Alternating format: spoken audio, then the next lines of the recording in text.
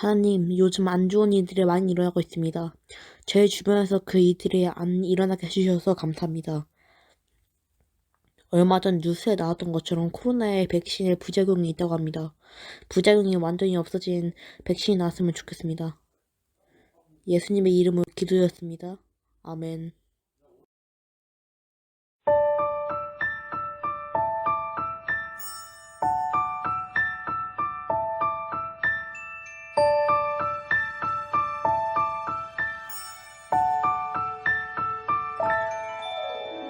나는 전능하신 아버지 하나님 천지의 창조주를 믿습니다. 나는 그의 유일하신 아들 우리 주 예수 그리스도를 믿습니다. 그는 성령으로 잉태되어 동정녀 마리아에게서 나시고 본디오 빌라도에게 고난을 받아 십자가에 못 박혀 죽으시고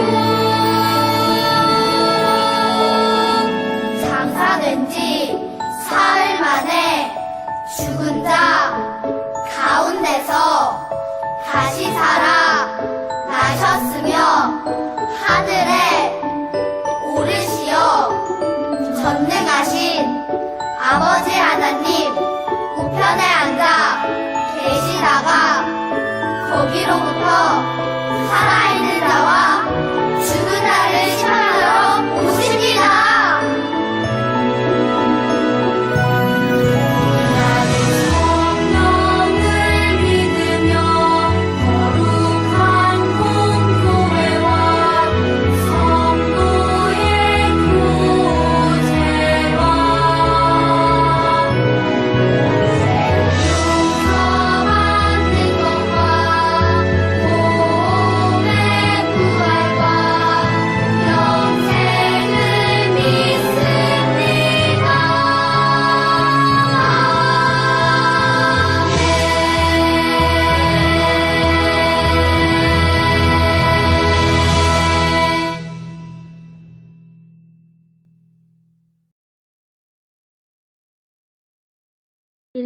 이로부터 온 땅에 어둠이 임하여 제9시까지 계속되더니 제9시쯤에 예수께서 크게 소리질러 이르시되 엘리 엘리 라마 사박다니 하시니 이는 곧 나의 하나님 어찌하여 나를 버리셨나이까 하는 뜻이라.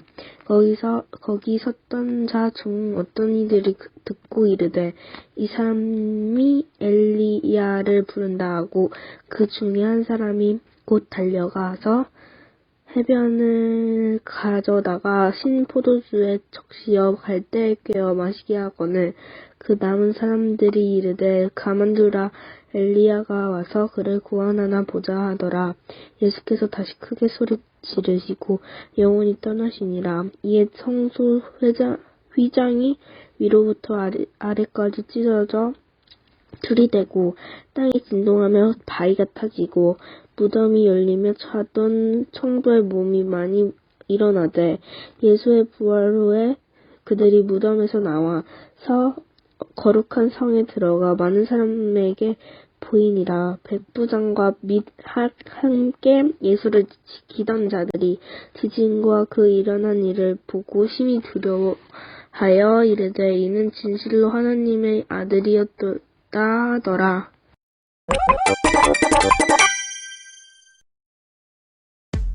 목요일 저녁 예수님과 제자들은 유월절 식사를 마쳤어. 그리고 예수님께선 겟세마네에서 하나님께 간절히 기도했지. 아버지야, 만일 아버지의 뜻이거든 이 잔을 내게서 옮기시옵소서.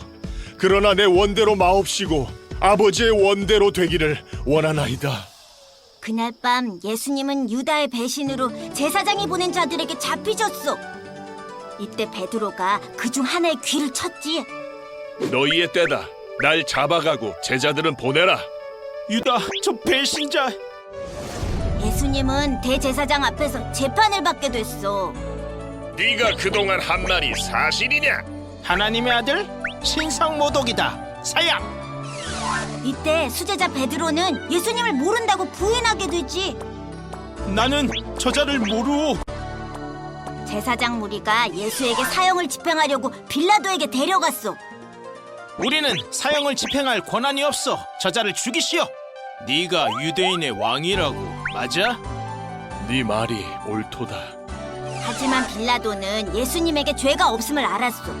그래서 예수님을 갈릴리를 다스리는 헤롯에게 보내었지. 이자는 죄가 없어. 예수를 죽여라. 사형을 집행하라. 헤롯 앞에선 예수님은 아무 대답을 하지 않았고 헤롯은 예수님을 빌라도에게 돌려보냈지. 뭐야, 재미없게 돌려보내? 죽여라.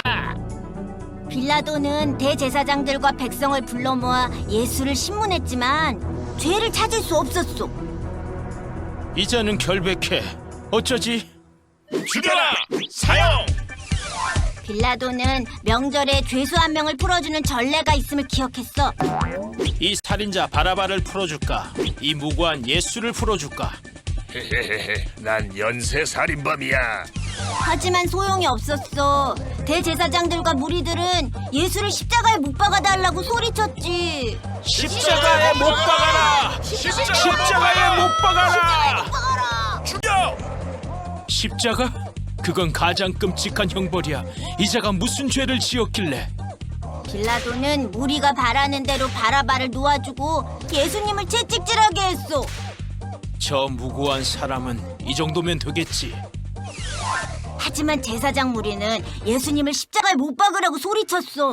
빌라도는 결국 예수님을 십자가에 못 박게 했지. 나는 무고하니 너희가 당하라. 십자가에 못 박아라! 그 피를 우리와 우리 자손에게 돌릴지어다. 예수님은 자기가 달릴 십자가를 지고 골고다를 오르셨어. 꼴 꼴 좋다. 신이라며 자신을 구원해봐. 하나님의 아들이라니. 예수님은 그렇게 모든 일을 마치시고 다 이루었다. 십자가에서 죽으셨어. 우리의 죄를 위해 하나님의 아들이 십자가에 못 박히셨던 거지. 예수님이 죽으시다니 이제 끝인 거예요? 아니, 이제 시작이지. 사랑의 친구들 반갑습니다. 지금까지 우리는 예수님의 예루살렘 입성에서부터 제자들과 함께 하셨던 만찬의 자리까지 나와 봤어요. 자, 만찬의 자리에 잘 지켜보니 제자 중 한 명이 없었어요. 누굴까요? 네, 가룟 유다죠. 가룟 유다는 예수님께서 발을 닦아주시고 최후의 반찬까지 초대했는데 가룟 유다는 예수님을 팔고 돈을 받는 그러한 길로 간 제자죠. 겟세마네 동산에서 주님은 기도하셨어요. 그리고 제자들에게 나와 함께 깨어 있으라. 내 마음이 힘드니 나와 함께 기도하자. 그러나 제자들은 잠들었어요. 예수님께서는 너희들은 1시간도 나와 함께 깨어 있을 수 없느냐 하시며 섭섭해 하셨죠. 이윽고 가룟 유다가 군인들과 들이닥쳤어요. 유다는 예수님께 입맞춤으로 군사들에게 신호를 보냈고 예수님은 체포당하셨어요. 그런데 제자들은 모두 도망쳤어요. 죄인들의 손에 넘겨지는 순간에 예수님은 철저히 혼자가 되신 거예요. 예수님을 체포한 군인들의 배후에는 대제사장들이 있었어요. 대제사장은 한밤중에 예수님을 체포해 와서는 신성모독죄로 뒤집어 씌웠어요. 하지만 문제가 있었어요. 예수님을 사형에 처하고 싶은데 자기들은 로마의 속국이라서 예수님에게 사형을 선고할 권한이 없다는 것이어요. 그래서 이들은 예수님을 빌라도에게 데려갔어요. 무려 새벽 시간에 말이죠. 새벽부터 예수님을 고발하는 이야기를 한참 동안 들은 빌라도는 예수님께 사형을 선고할 이유가 없다는 걸 알았어요. 그러다가 예수님이 갈릴리 사람이라는 걸 알게 되었죠. 빌라도는 얼른 예수님을 헤롯에게 보냅니다. 예수님은 그렇게 헤롯의 궁으로 보내지셨어요. 헤롯은 예수님을 보고는 기뻐했어요. 예수님의 기사와 이적에 관한 이야기를 듣고 신기한 것을 보게 될까봐 잔뜩 기대했기 때문이죠. 그러나 예수님은 여러 말로 묻는 헤롯에게 아무런 말로 또 대답하지 않았어요. 대제사장들과 서기관들이 그 옆에 서서 예수님에 대해 계속 고발하자 헤롯은 재미가 없어졌어요. 그래서 다시 빌라도에게 돌려보냅니다. 누가복음에 헤롯과 빌라도는 전에는 원수였으나 당일에는 서로 친구가 되니라. 예수님은 다시 빌라도에게 돌아왔고 빌라도는 고심합니다. 게다가 아내가 와서 빌라도에게 말하기를 제가 꿈에 밤새 저 사람을 위해 애썼습니다. 저 사람을 죽이지 마세요. 라고 부탁까지 했죠. 그래서 그가 생각해낸 한 가지 방법이 있었어요. 그것은 늘 유월절마다 해왔던 한 가지 풍습이었는데 죄인 한 사람을 풀어주는 풍습이었어요. 자, 빌라도는 외칩니다. 저 두 사람이 있다. 누구를 풀어주라. 한 사람은 바라바고 한 사람은 예수라는 신성 모독자다. 나는 그에게 죽일 죄를 찾지 못했고 헤롯도 그러했다. 그런데 놀라운 일이 일어나요. 백성들은 바라바라고 외치는 겁니다. 저가 도대체 무슨 죄를 지었기에 그러느냐. 그런데 백성의 소리가 빌라도를 이깁니다. 의를 죽이고 불의를 살리라는, 선을 죽이고 악을 살리라는, 그리스도를 죽이고 살인자를 살리라는 무서운 함성이 들립니다. 백성들이 빌라도에게 예수님은 스스로 왕이라고 하니 로마에 반역하는 거라며 소리칩니다. 그러자 빌라도가 무죄한 죄에 대한 값을 너희가 치르겠느냐. 그러자 그 피를 우리와 우리 자손에게 돌리라. 빌라도는 결국 사형을 선고합니다. 정말 어처구니 없는 판결이 내려졌죠. 이 판결은 너무나 안타까운 점이 많아요. 첫째는 로마법과 철저히 어긋나는 일이었어요. 로마법은 매우 체계적인 체계를 갖추어져 있었는데 세 가지 규칙이 있었어요. 사형 선고는 반드시 낮에 하게 되어 있었어요. 그리고 또 이심제로 예심과 본심을 거쳐야 했어요. 또 배심원도 달라야 했고 예심과 본심을 거쳤다 하더라도 당일 사형 선고를 내릴 수 없었죠. 빌라도는 예수님을 살릴 수 있는 기회가 있었어요. 그러나 예수님을 못 박으라고 선고하고 맙니다. 살인자며 강도였던 바라바는 예수님이 자기를 대신하여 죽어줌으로써 살인죄의 모든 형벌에서 풀려날 수 있었어요. 오늘 바라바에게 일어난 일이 곧 우리에게도 일어난다는 것을 우리는 기억해야만 합니다. 재판이 끝나자 빌라도는 백부장에게 예수님의 처형을 맡겼어요. 사형 판결을 받은 예수님은 먼저 끌려가 모진 채찍질을 당하셨어요. 예수님의 제목으로 붙일 판목도 준비되었죠. 유대인의 왕, 이것이 바로 예수님의 제목이자 호칭이었어요. 그리고 금요일 아침 십자가를 지시고 골고다 언덕을 올라가셨어요. 그리고 아침 9시 예수님은 십자가에서 못 박히시고 녹슨 3개의 몫이 예수님의 손과 발을 찔렀습니다. 우리가 익히 보아온 대로 가운데 십자가에는 예수님께서 못 박히시고 각각 양쪽에는 못 박힌 죄인들이 있었어요. 군인들은 예수님을 못 박고는 그 아래서 예수님의 옷을 누가 가져갈지 제비 뽑았죠. 요한을 제외한 모든 제자는 도망갔지만 여인들은 예수님의 십자가 밑을 지키고 있었어요. 그 중에 예수님의 어머니가 있었습니다. 예수님은 어머니 때문에 더욱 마음이 아프셨을 거예요. 예수님은 십자가에 달리셨고 이렇게 외치셨습니다. 엘리 엘리 라마 사박다니. 이 말은 나의 하나님, 나의 하나님, 어찌하여 나를 버리셨나이까? 라는 뜻이에요. 그리고는 다 이루었다 말씀하시고는 운명하셨어요. 금요일 오후 3시경이었죠. 예수님의 모든 처형 과정을 지켜보던 백부장은 예수님이 운명하셨을 때 이렇게 고백했어요. 백부장과 및 함께 예수를 지키던 자들이 지진과 그 일어난 일들을 보고 심히 두려워하여 이르되 이는 진실로 하나님의 아들이었도다 하더라. 예수님은 6시간을 십자가에 달리셨어요. 예수님이 십자가에 달리셨을 때 기이한 일이 일어났어요. 정오부터 해가 빛을 잃고 사방이 어두웠어요.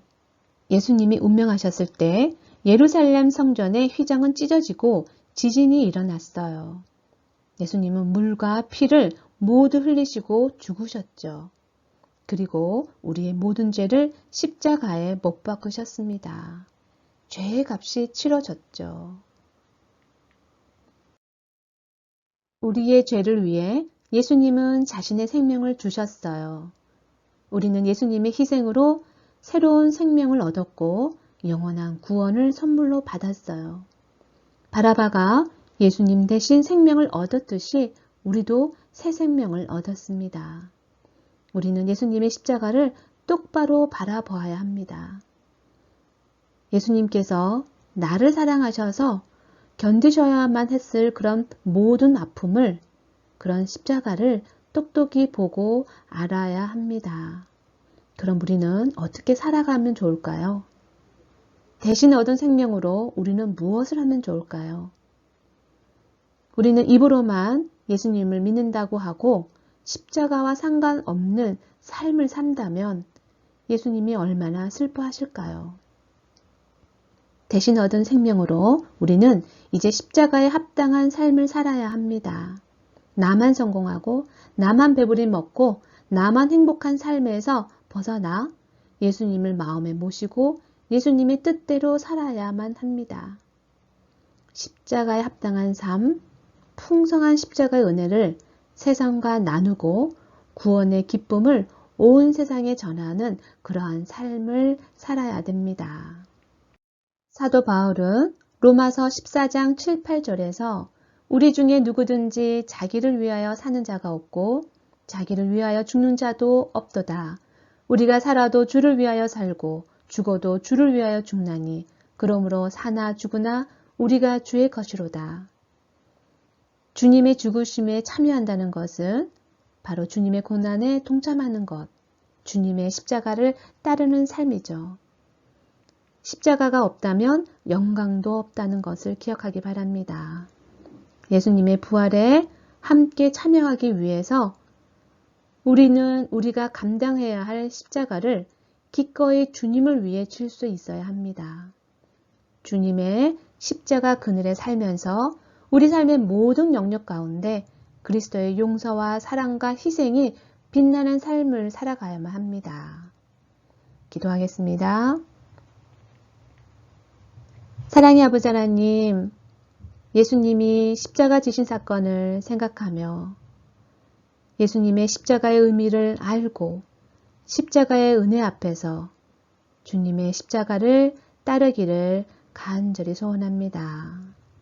늘 우리를 사랑하시는 예수님의 이름으로 기도드립니다. 아멘.